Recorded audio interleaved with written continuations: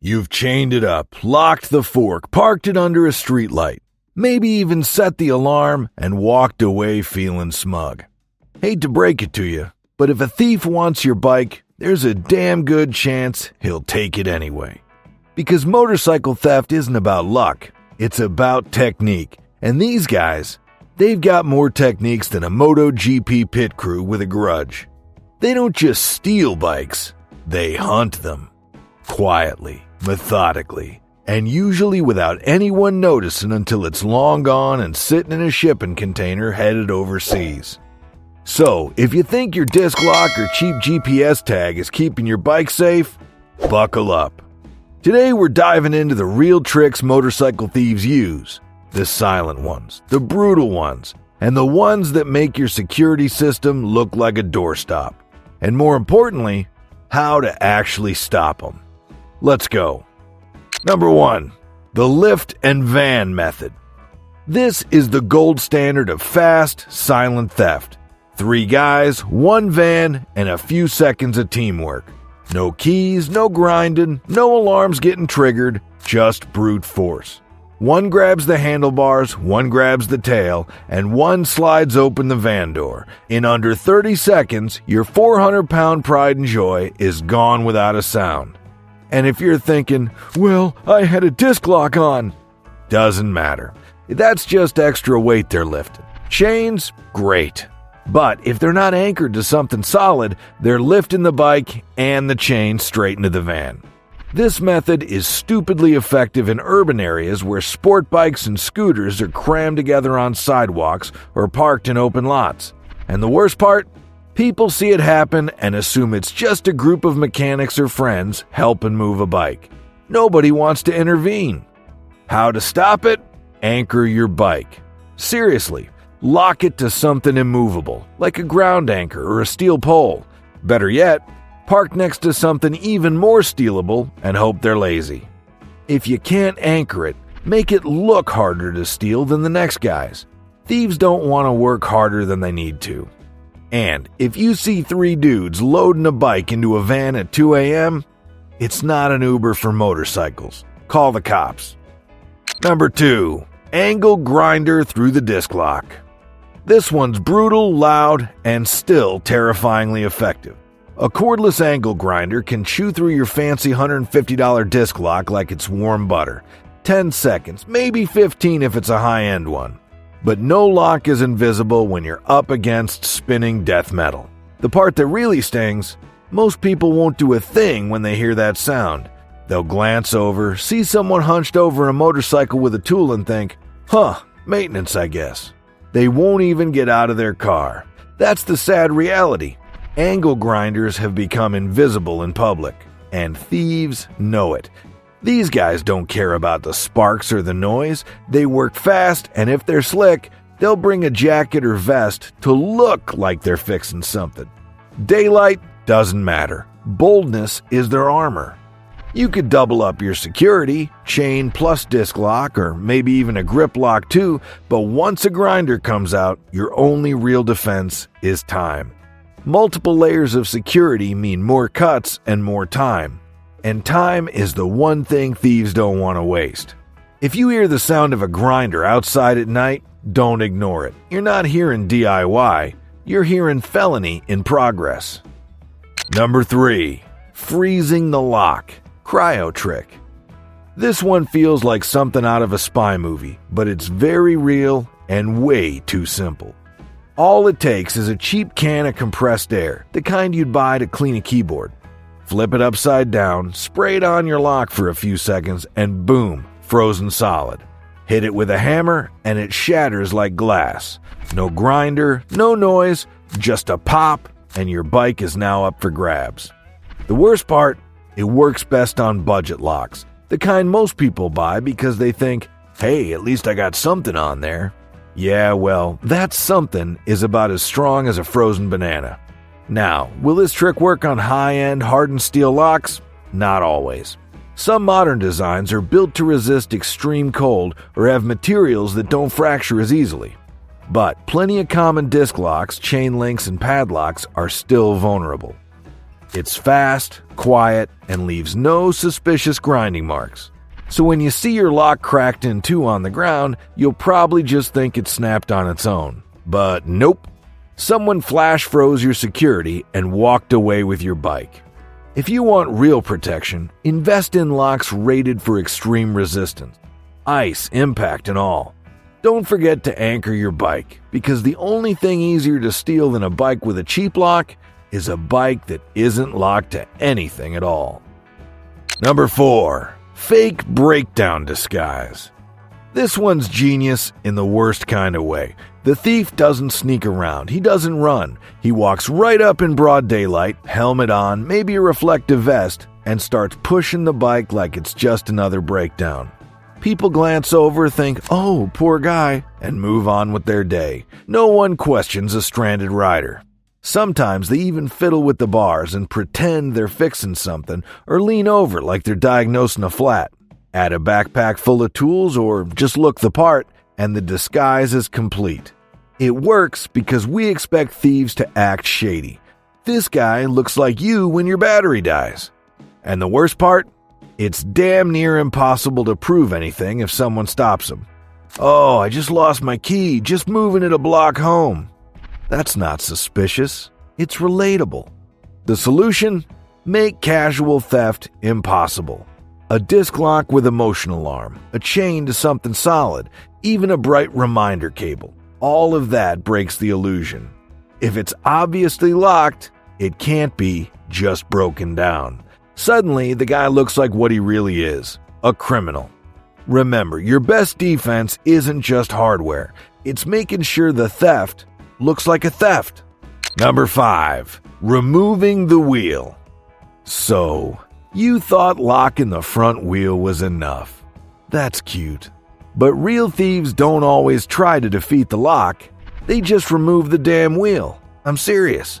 They'll show up with a dolly, a buddy, and maybe even a replacement wheel. In under 5 minutes, they've unbolted your locked front, popped the bike on their own wheel, or dragged it off using the rear tire only. You'd be amazed how little effort it takes when they've done this 100 times. Sport bikes and scooters are their prime targets, especially if parked on soft ground or near curbs, anything that makes jacking up the front easier. You think you're safe because your disc lock is in place, but they're not going through the lock, they're going around it. It doesn't even look suspicious. Someone bending over a wheel with tools looks like maintenance, especially in daylight, especially if they're dressed halfway decently. And by the time you realize your bike's missing, it's already on a lift, stripped down, or halfway to another country.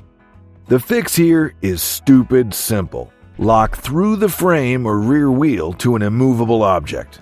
A disc lock is fine as backup, but if the whole front end can come off, then you're basically locking the part they don't need. Secure the thing they can't remove, and they'll move on.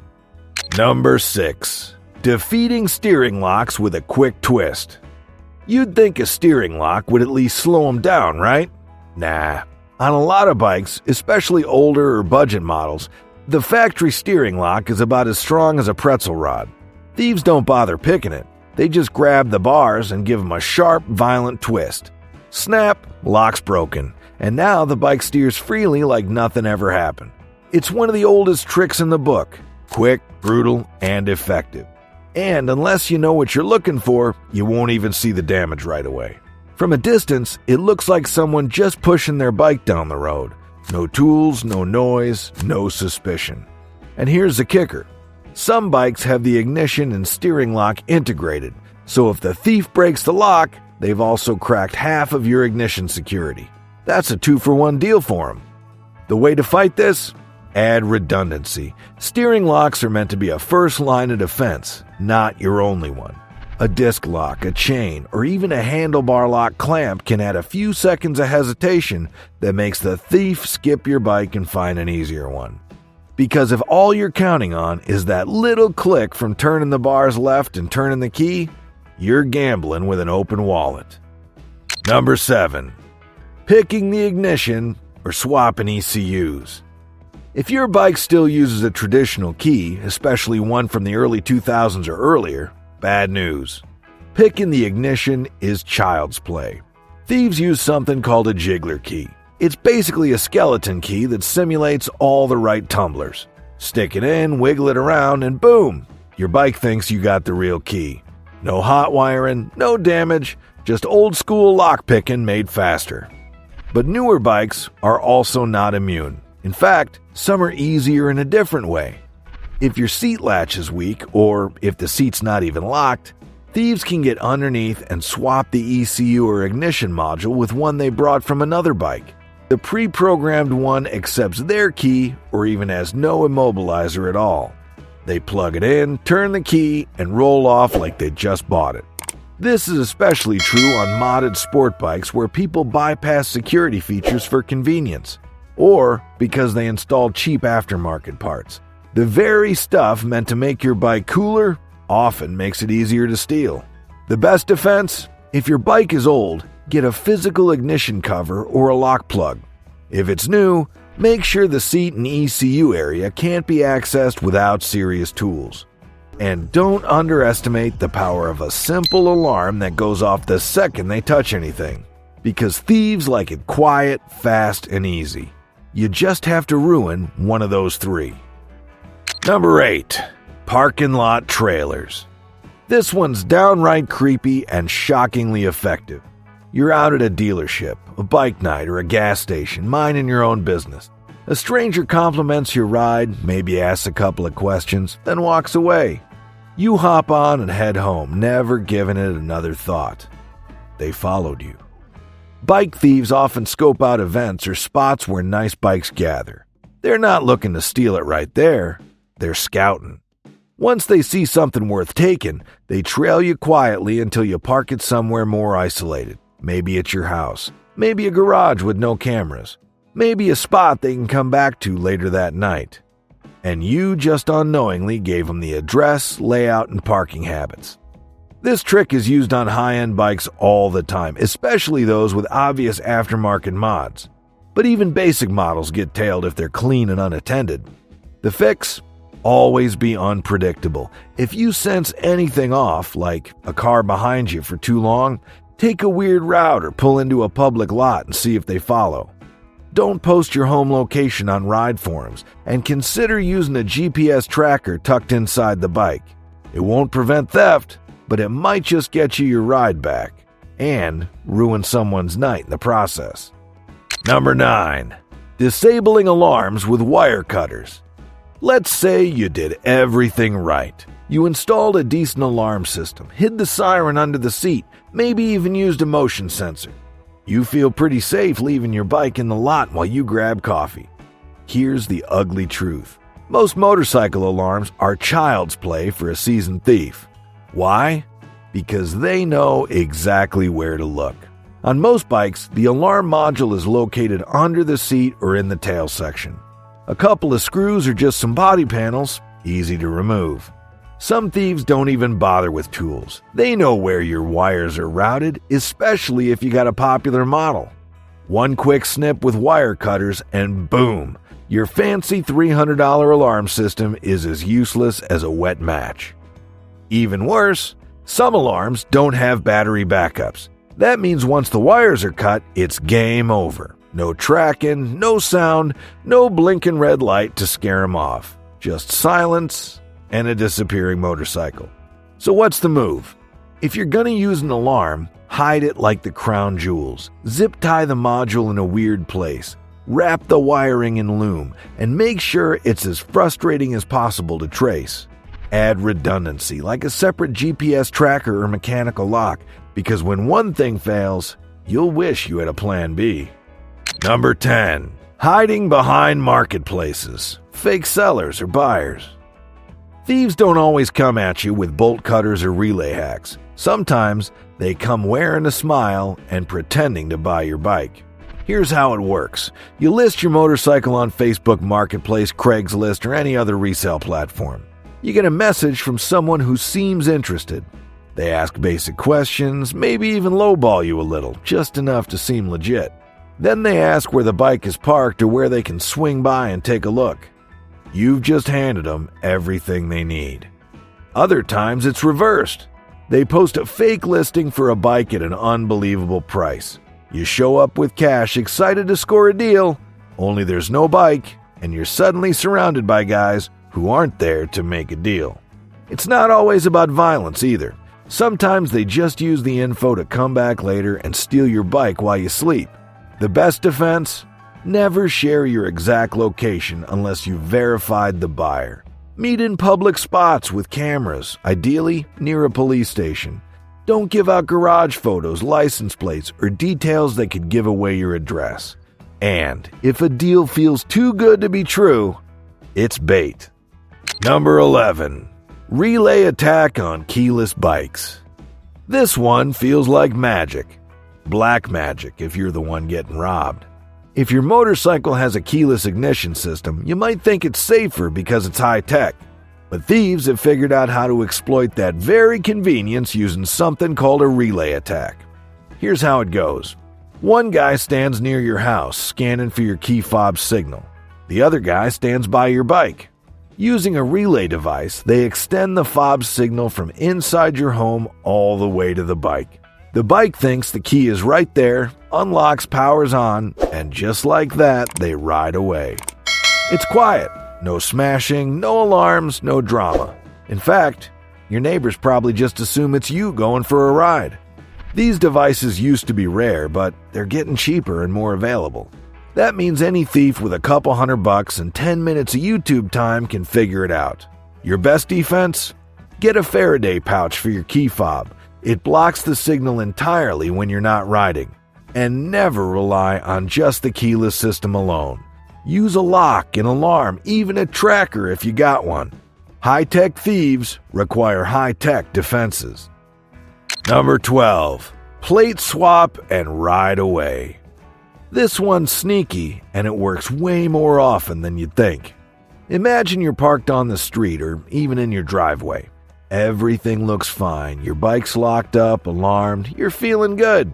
Then along comes a thief, not in a hoodie with bolt cutters, but dressed like a regular rider. They casually approach, pull a stolen or fake license plate out of their jacket, and swap it with yours. Boom! Now your bike's officially not yours anymore. With the swapped plate, they can roll it off a few blocks, start working on disabling any alarms or trackers, and by the time you even notice it's missing, they've already blended in with traffic. Police cameras won't flag the plate. Bystanders won't bat an eye. Even if someone reports a bike theft, they'll describe the wrong plate number. It's a tactic that thrives on how invisible it looks. You'd never stop someone just fiddling with a license. Most folks assume it's a quick repair or maybe the owner replacing tags. But it's actually one of the smartest ways to ride off with a stolen bike in plain sight. Want to protect yourself? Use tamper-proof screws on your plate. And if you're parked in public often, maybe a small discreet GPS tracker under the seat isn't such a paranoid move after all. At the end of the day, motorcycle thieves don't need to be smart. They just need you to be lazy. Every trick we covered today works not because it's some Hollywood-level heist, but because the average rider thinks, it won't happen to me. But the truth is, it can. And it does. Thousands of bikes vanish every year, and many of them are never seen again. Not because the locks were bad, but because the habits were worse. So if you learned something today, good. If it scared you a little, even better. Take 2 minutes tonight to walk outside, look at your bike and ask yourself, if I wanted to steal this thing right now, how easy would it be? And then fix that. If you've ever had a close call or a stolen bike story, drop it in the comments. I guarantee someone else will learn from it. And if you found this video helpful, give it a like so YouTube doesn't hide it like your stolen Gixxer. Ride safe, park smarter, and lock it like someone's already watching.